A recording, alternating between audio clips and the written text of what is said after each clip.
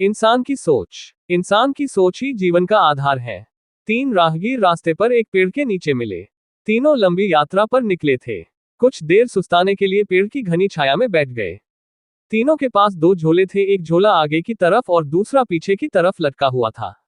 तीनों एक साथ बैठे और यहां वहां की बातें करने लगे, जैसे कौन कहां से आया, कहां जाना है, कितनी दूरी है, घर में कौन कौन है। ऐसे कई सवाल जो अजनबी एक दूसरे के बारे में जानना चाहते हैं। तीनों यात्री कद काठी में सामान थे, पर सबके चेहरे के भाव अलग अलग थे। एक बहुत थका निराश लग रहा था, जैसे सफर ने उसे बोझिल बना दिया हो। दूसरा थका हुआ था पर बोझिल नहीं लग रहा था, और तीसरा अत्यंत आनंद में था। एक दूर बैठा महात्मा इन्हें देख मुस्कुरा रहा था। तभी तीनों की नजर महात्मा पर पड़ी और उनके पास जाकर तीनों ने सवाल किया कि वे मुस्कुरा क्यों रहे हैं।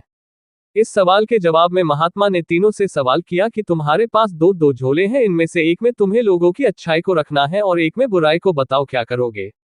एक ने कहा, मेरे आगे वाले झोले में मैं बुराई रखूंगा ताकि जीवन भर उनसे दूर रहूं, और पीछे अच्छाई रखूंगा। दूसरे ने कहा, मैं आगे अच्छाई रखूंगा ताकि उन जैसा बनूं और पीछे बुराई ताकि उनसे अच्छा बनूं। तीसरे ने कहा, मैं आगे अच्छाई रखूंगा ताकि उनके साथ संतुष्ट रहूं और पीछे बुराई रखूंगा और पीछे के थैले में एक छेद कर दूंगा, जिससे वो बुराई का बोझ कम होता रहे हैं और अच्छाई ही मेरे साथ रहे, अर्थात वो बुराई को भूला देना चाहता था। ये सुनकर महात्मा ने कहा, पहला जो सफर से थक कर निराश दिख रहा है, जिसने कहा कि वो बुराई सामने रखेगा, वो इस यात्रा के भांति जीवन से थक गया है, क्योंकि उसकी सोच नकारात्मक है, उसके लिए जीवन कठिन है। दूसरा जो थका है पर निराश नहीं, जिसने कहा अच्छाई सामने रखूंगा पर बुराई से बेहतर बनने की कोशिश में वो थक जाता है, क्योंकि वो बेवजह की होड़ में है।